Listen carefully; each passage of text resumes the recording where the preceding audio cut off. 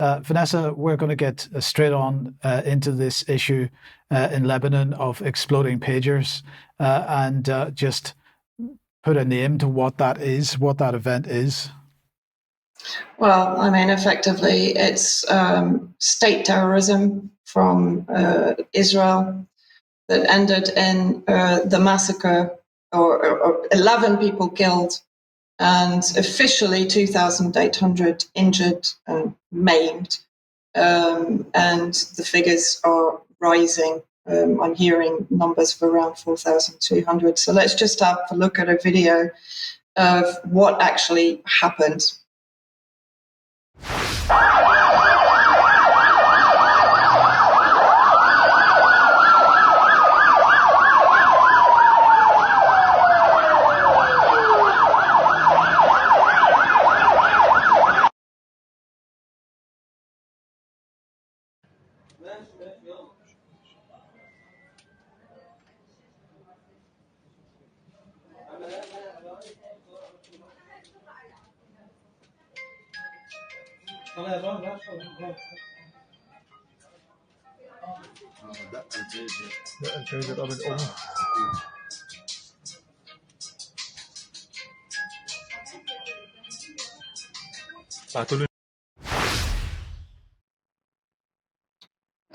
So basically an order of, I think it was in the region of 5,000 pages were ordered 5 months ago and distributed to members of Hezbollah, which could also be, of course, the political side of Hezbollah. We'll come into more detail on all of this shortly. 2 children have actually died. Yesterday, there was only a 10-year-old Lebanese girl who was killed directly in the explosion. Today, a young boy, I think the same age, succumbed to his injuries and also died. As I said, there have so far been 11 fatalities. So this is in Al Monitor exclusive. Hezbollah suspicions forced Israel to expedite Lebanon pager attack. It was not the Israelis' preferred course of action, according to the sources who contributed to the article, to detonate the pagers ahead of a full-scale war with Hezbollah. But security officials made an 11th-hour decision after at least 2 Hezbollah members suspected something was amiss with the device. Now, I've also heard, I think also from Al Monitor, that one of those Hezbollah members that had suspicions was assassinated to prevent him saying anything. The second one, as far as I know, is still alive, but that was a more recent detection. So this is basically the timeline. Hezbollah suspicions forced Israel to expedite Lebanon pager attack. Pentagon denies its role. We'll come into that in a second. Air France and I think Lufthansa have cancelled Tel Aviv flights and flights to Beirut in fear of escalation. Again, the US denies its involvement in the Lebanon explosions, but of course that's a familiar pattern. The Iranian ambassador was injured. I believe it's not seriously. There were stories today that he had been blinded by the explosion. That's being denied now by the Lebanese health authority. So Israel carried out the pager attack against Hezbollah. But of course, when you're talking about pagers, that many thousand pagers in amongst civilian population in markets, as you saw in the video, in crowded areas, it's going to impact also on civilians. As I said, following intelligence information, that 2 members of the Hezbollah group caught wind that the pagers had been breached. High-level regional intelligence sources told Al Monitor that the decision to carry out the operation was forced on Israel following the intelligence lap. The sources revealed that thousands of pagers Hezbollah acquired for its members were booby-trapped by Israel before they were delivered recently to the organization. And one has to assume, we were discussing this, Mike, that the explosives would have been planted in that interim time between manufacture and delivery to Hezbollah. This is in Reuters. Israel planted explosives in 5,000 Hezbollah pagers, and let's see what they add to the Al Monitor report. This was a later report today. So it explains that Hezbollah fighters have been using pages as a low-tech means of communication in an attempt to evade Israeli location tracking, two sources familiar with the group's operations told Reuters this year. But senior Lebanese sources said the devices had been modified by Israel's spy service at the production level. So this slightly contradicts the idea that something would have been implanted in that interim period. Mossad injected a board inside of the device that has explosive material that receives a code. It's very hard to detect it through any means, even with any device or scanner, allegedly. The source said 3,000 of the pages exploded when a coded message was sent to them simultaneously, activating the explosives. Up to 3 grams of explosives were allegedly hidden in the pages. I'm hearing actually that it was 20 grams. So we're getting sort of varying reports at the moment, just trying to make sense of them all. Again, this was back to Al Monitor. Pentagon denies the role in suspected Israeli pager attacks in Lebanon. Top official Lloyd Austin called his Israeli counterpart Yoav Gallant for the second time in roughly 36 hours on Tuesday in the aftermath of a suspected Israeli attack believed to have targeted Hezbollah operatives by detonating mobile pager devices. So basically, the Pentagon and Pentagon spokespeople are saying they had nothing to do with it. However, in Israeli media, if we just move on, I think, yes, this was in Walla. Sorry for the slight mess of the screenshot. That's how it comes out on the Hebrew website. But here they're actually saying that Defense Minister Gallant called his US counterpart Lloyd, saying that Israel was going to take action in Lebanon soon, but refused to give any details. So probably the truth is somewhere in the middle of that. What is the response from the US State Department, particularly spokesperson Matthew Miller, who told reporters in Washington that US urges Iran not to escalate regional tensions following the pager attack? So as usual, no condemnation from the US State Department of what is effectively state terrorism by their ally Israel. Now, interestingly, again, as I've mentioned before, every time the US envoy or Secretary Blinken arrives in Israel for talks, we see an escalation, normally in Gaza or in the West Bank, but this time Amos Hochstein, the US envoy, arrived in Israel for talks to defuse potential war with Hezbollah. And of course, we've seen an increase in the belligerent Israeli rhetoric regarding a war in the north in the last few days, particularly with Netanyahu threatening to sack Yoav Gallant, defense minister. So Hezbollah has put out a statement vowing to retaliate. Said Nasrallah, the Secretary General of Hezbollah, is speaking tomorrow on Thursday. So then we assume more details following an investigation will be given. And of course, what did I say? Blinken heads to the Middle East. So we can expect potentially further escalation.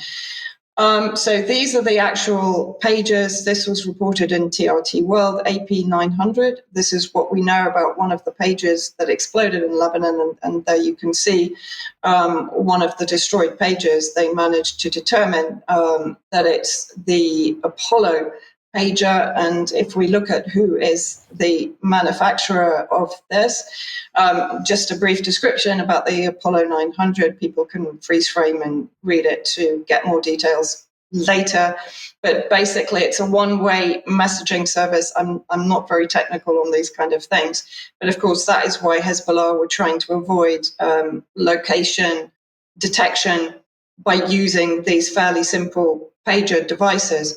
Taiwan's Gold Apollo says it did not make the pages used in the Lebanon blast, and who does it basically finger for that. The product was not ours. It was only that it had our brand on it. Gold Apollo founder and president Su Ching Kwan told reporters at the company's offices. Gold Apollo authorized a company called BAC to use our brand trademark for product sales in specific regions, but the design and manufacturing of the products are entirely handled by BAC, the statement said. So let's have a look at who BAC are. BAC are basically a Budapest-based organization. Now, having checked, Gold Apollo have a number of subsidiaries throughout Europe, but it's strangely coincidental to me that they fingered a Hungary firm, following, of course, the disputes with Orban over his peace-broking missions, etc. Blood is needed in Lebanon. There have been calls to Iran and Iraq are already there. Syria is itself trying to organize blood banks here to collect blood, to send it to Lebanon, but there are also injured being received here in Damascus, I've heard in the last few hours. Lebanon itself, so that is the government in Lebanon, Lebanon state, rather than, of course, Hezbollah being a semi-non-state actor, although Hezbollah are involved in the Lebanese government, to file a complaint at the UN Security Council over the Israeli pager explosion attack.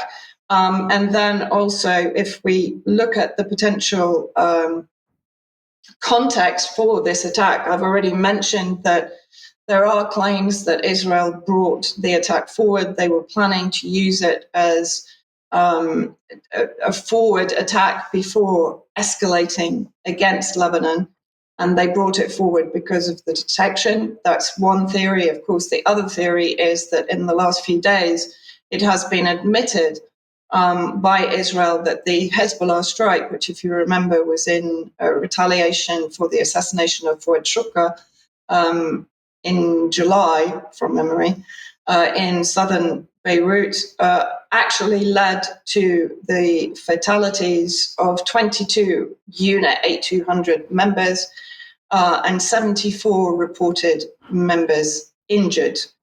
So let's just have a very quick look at what Al-Mayadeen says about that. So it's European security sources have reported to Al-Mayadeen that the recent strikes by the Islamic resistance in Lebanon, targeting the headquarters of Unit 8200 in the Glilot base and the airbase of Ain Shama, have been substantially successful.